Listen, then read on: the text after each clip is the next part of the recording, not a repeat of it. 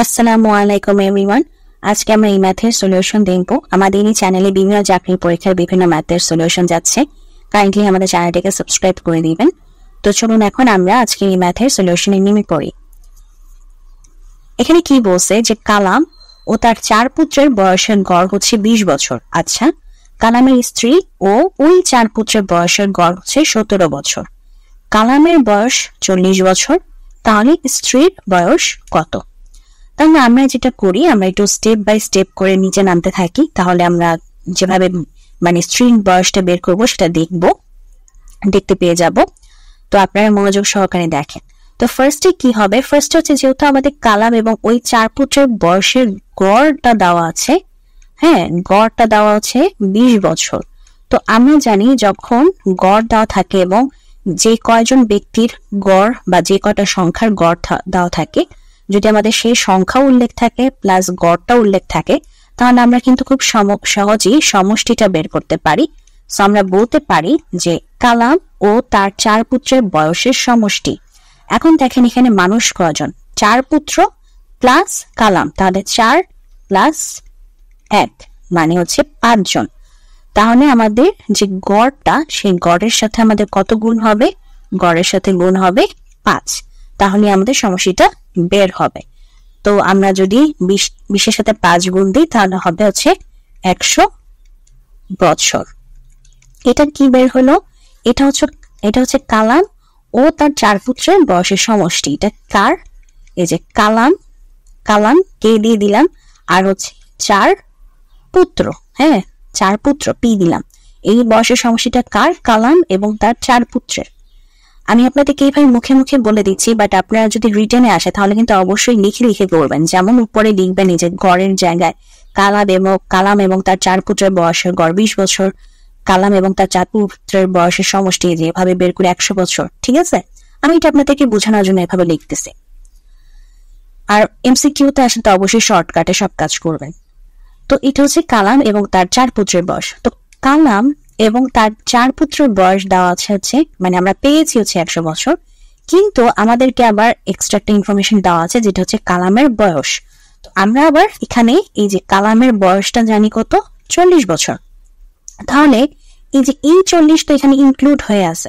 তো এখন আমরা কি করব, আমরা যদি শুধু 4 পুত্রের বয়স বের করতে চাই তাহলে আমরা কি করব, এই যে কালাম প্লাস 4 পুত্রের যে বয়সটা সেটা থেকে আমরা কালামের বয়সটা বিয়োগ দিয়ে দিব। তাহলে কারটা বের হবে, এই যে 4 পুত্রের বয়সটা বের হয়ে যাবে।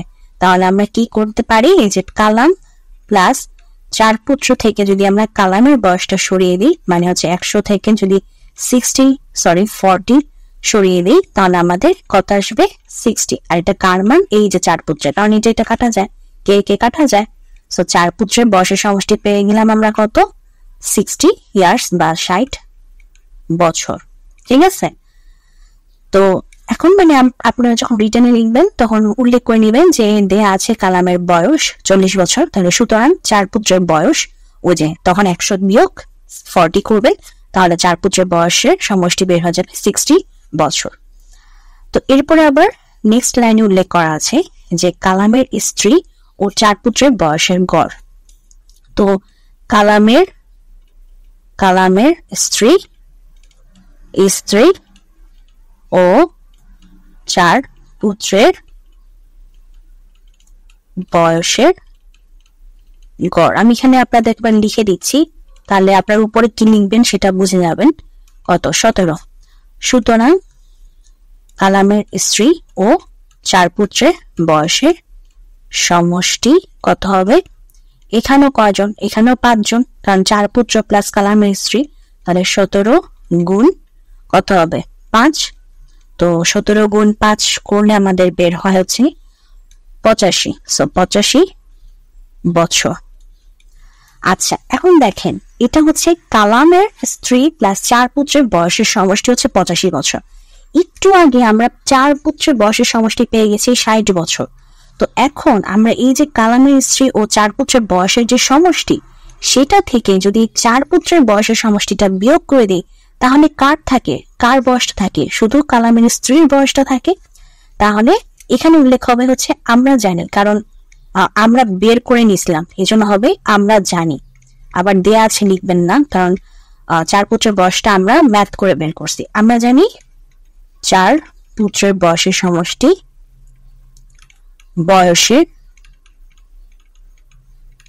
সমষ্টি কত, একটু আগে আমরা বের করছি 60 বছর। তাহলে সুতরাং কালামের স্ত্রীর বয়স কত? স্ত্রীর বয়স হচ্ছে ওই যে একটু আগে আমরা যেটা বের করলাম 85 বছর। এই যে 85 বছর, 85 বিয়োগ 60 বছর। তো আমরা যদি 85 থেকে 60 কে বিয়োগ দিই তাহলে হয় হচ্ছে আমাদের 25 বছর।